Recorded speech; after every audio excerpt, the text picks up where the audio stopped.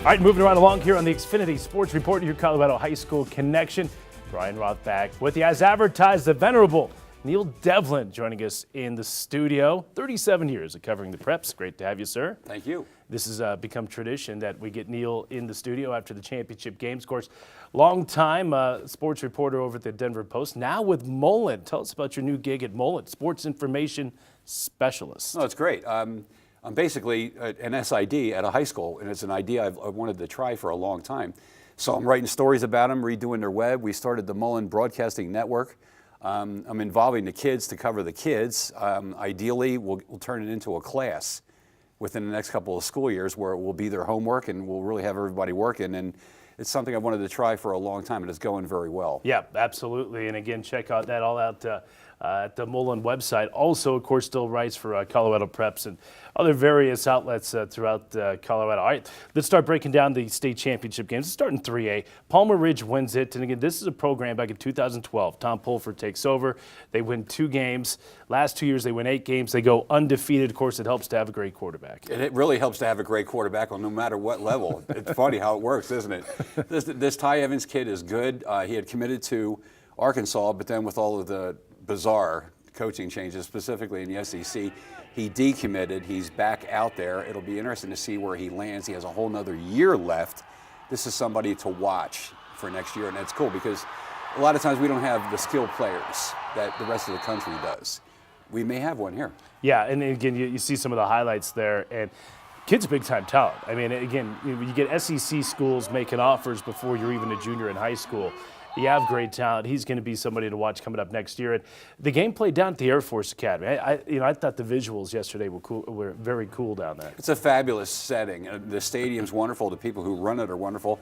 I thought it was cool that the Patriots stayed here and operated out of there after they played the Broncos and moved on. And Belichick actually wore an Air Force sweatshirt in his press conference to thank him and stuff like that. But I think it's cool. It should be a neutral site field. I mean, our lower levels have gone the other way. They want them at home sites and stuff. I don't know how they put up with that, but I think the championship game should be a neutral site, and that was a fabulous one. Yeah, again, there's a seating minimum required by the Colorado High School Activities Association. Don Breeze Stadium, where Palmer Ridge plays their home games, did not meet that, so they moved to the Air Force Academy again. Great visuals there, and congratulations to Palmer Ridge. Again, undefeated season as they go 14-0, and they beat Erie. All right, let's get to the games that we were at on Saturday and start with 4A. Boy, Pine Creek was back again, and it seems like a rite of passage that Todd Miller and the Eagles are going to be there at Mile High Stadium. But what can you say about Ryan Goddard and Pueblo South? They made big plays, and that passing attack was something. Pueblo South paid no never mind to those guys being there every year like Valor was, in 5A, and it's fabulous. And the ironic thing here for me is that, next 2-year cycle, those guys are going down to 3A.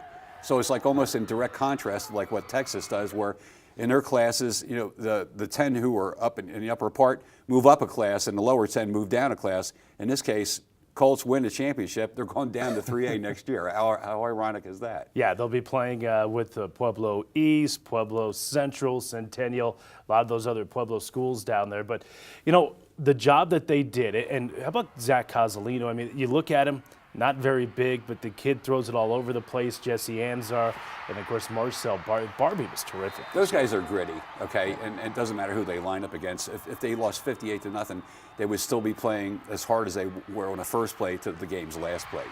Pueblo is the last great sports town, arguably, in Colorado high school sports, and I think those guys showed it once again. I mean, they go out there and line up against whoever. Yeah, there's no question about that. I was surprised as we got deeper into the playoffs, and that Pueblo South had not won a state championship. But hey, Ryan Goddard's been very good there, and Pueblo South has a good football tradition. But 59 years, Neil, the school's been open. It's never won a state championship. They qualified 20 times. That's the first time. Ryan did mention that 5 years ago, his senior class, back at that time, were in the stands. They lost in double overtime to Montrose. And he thought it left an impression on him. And then after all this time, they come back as seniors and they win it. Pretty good story. Yeah, and listen, what can you say about Todd Miller and those Eagles? They're going to be back. I don't think there's any question. Of course, they will have one of the best running backs in the state coming back next year. Well, they take a lot of stuff because they're the target, and they recruit and they do this and that and stuff like that. Listen, Guy runs a good program. They're there every year. Those kids are doing what they're supposed to be doing. I don't see why you have to get on them about it. Yeah, again, they always play hard. They're always a tough, hard-nosed football team. But And again, classy. And classy, yep, no question. But Pueblo South gets the victory, and again, 4A state championship going down to the Steel City. Okay, 5A, and strange not to see Valor Christian at Mile High Stadium yesterday. It was quite odd. You got to hand it to Grandview for beating Eagles and stuff like that. But as it was, I don't think anybody can complain. And it's funny for me. I mean, we had a 56-49 game, okay? Some people were yapping about, wow, where's the defense? Okay, now if we had had a 14-10 game, it would have been, oh, this is so boring. I mean, you can't win for losing a lot of times, but I mean, we had a fabulous championship game, period, end of story, I think. Yeah, no question. Again, 35-35 at halftime. The end of it, 105 total points, 1,255 yards of total offense. And I love both of those teams. I like both of those coaches. Mike Schmidt, the job he's done there at Eagle Crest, and of course Jay Madden. But you were happy for Pomona to finally get over the hump after having heartbreak the last 2 years. Well, 3 years in a row, and I mean, and look at the ways they lost to Valor too, including like fumbling late and losing late leads and stuff like that. But I mean, I think we had a case where we had 3 terrific skill kids on each side. I mean, we had Jalen Mergerson, Kenny Wannings, and Victor Grimes on Eagle Crest, and we have Max Borghi, Billy Pospisil, and Ryan Marquez for Pomona. And the handcuffs were off, and they let him go play, and you saw what happened. It was great, man. Max Borghi goes for over 240 rushing yards in the game. Had the 2 fumbles, but was really able to bounce back. And again, he's a difference maker. And it would have been fun to see Max Borghi play in the state championship game last year. Didn't because he tore his ACL in the quarterfinals last season. Your thoughts on Max Borghi? 4 years, what he has done, caps it off with the state championship. Where does he fit among guys that you have seen over the last 30 seconds? He's got to be within the top 10 or top 5, I think. Was interesting thing for me. I remember him as a freshman and a sophomore, and he did not have the upper body he does now. I mean, look at him now; he's ripped. He has ties to gymnastics in his family, but he's really made himself into something, and he has the exceptional speed. What people don't understand is that on this level, you have to have speed to excel, and he really has it. I mean, he was going to go to CU and turn around and go to Washington State and stuff like that. That's for a reason. He's dynamic. Plus, he came off that knee injury, started a little slowly, and then Pomona has Marquez go down with a broken bone there and stuff, and they turn around and win it. But I mean, I think the matchup of the 3 skilled kids against the other 3 skilled kids was really worth watching, and I think that was proven. Yeah, it was a lot of fun in that 5A championship game. Again, all sorts of records broken in that. And Pomona winning their first football state championship since 1998. Neil, quick trivia 88. question. Or 1988, yeah. Getting my own I was trivia there. question mark. I'm sorry, no. At Jefferson County Stadium, right? Who did they beat? Cherry Creek. Cherry Creek, what was the score? Oh, man, like 35-6 or something like that? It was, I believe it was 13-7. Okay. And here's why I know that. I guess. If you go to the Jefferson County press box, they have a picture of the empty stadium, and it says state championship game, Cherry Creek and Pomona. Oh, cool, because they've had other championship games out there, you know. Yeah. Anyway, great job by Pomona again. Pueblo South winning it in 4A, Palmer Ridge in Class 3A. One final thought before I wanted to let you go, Neil. Again, we've gone through a 2-year cycle in Class 5A with the waterfall system and dispersing teams into conferences. Mixed reviews, and I don't think any of us were very pleased with it. Didn't get a lot of great late season matchups. Rivalries were torn apart. What is your solution moving forward? Well, first of all, the waterfall at the beginning was an idea that everybody liked, and I bought into it too. But once you figured out how it was going to be and the problems involved, you're like, what are we doing here? Because for one thing, there were stadium issues because only the private schools on the upper levels have their own stadium use. When the district schools aren't playing each other, it created stadium issues. So that's why we had more like Thursday games and Friday afternoon games and Saturday games. In addition to the fact that, there were blowouts. Yeah. You break up the Centennial League and the Jeffco League, and they go and dominate all the leagues. That's what happened. So basically, we had a non-league schedule, a bad league schedule, and we were trying to get the best teams to the playoffs, but it should have been the other way around. You should care about the regular season first, then the playoffs take care of themselves. Now, moving forward, they're probably going to go to something that resembles what we had previously before the waterfall.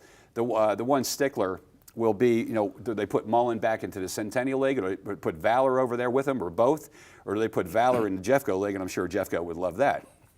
One interesting thing floating around, and just coaches talking and stuff, is sort of like what they did in Texas. We do away with 5A and 4A. We make them all one group, make the regular season worth something, 10 games, like it should be, and then you have 2 tiers of playoffs. And one guy pointed out to me, it's like when Westminster was 8-1 a few years ago, make that 8-1 for the Wolves worth something. So they wouldn't be up in the upper tier with Valor and Mullen and Cherry Creek and Eagle Crest. They would be in the lower tier and give everybody a chance that way. And then we move them around accordingly. If you win the one lower thing, you move up. If you're down at the bottom of the other one, you move down. Yeah. Some progression has to happen here. It has to be progressive and stuff, but we're never going to make everybody happy, but we have to be practical, and we've lost our practicality, I think. Yeah, well, it'll be good to see some of those old rivalries come back together where you're getting Columbine playing for Pomona, and They went by the wayside. yeah, I mean, hopefully that's for a league championship in a game that's being played in late October. And I think the public reacted accordingly because the public's not stupid. The public identified that, hey, Columbine should be playing, Chatfield or Pomona, and Cherry Creek should be playing Eagle Crest or Grandview and things like that. Yep. How many schools did these guys actually drive past to go play somebody that they've never played before just for a league game? Yeah. It didn't go over very well. Fort Collins playing Denver in the Springs, and yeah, you had Cherry Creek playing Montbello, Doherty, and then also Fossil Ridge. You Up had in Fountain, Fort Collins. Fort Carson, and Pooter up in Fort Collins and down in Fountain in the same league. And they're going to get it fixed. We'll see how it all shakes down. But Neil, always appreciate your effort and continued luck over there at Mullen. Thanks. Thanks for having me. I appreciate it. All right, that's the one, the only Neil Devlin. We'll take a timeout. We'll wrap it up after this.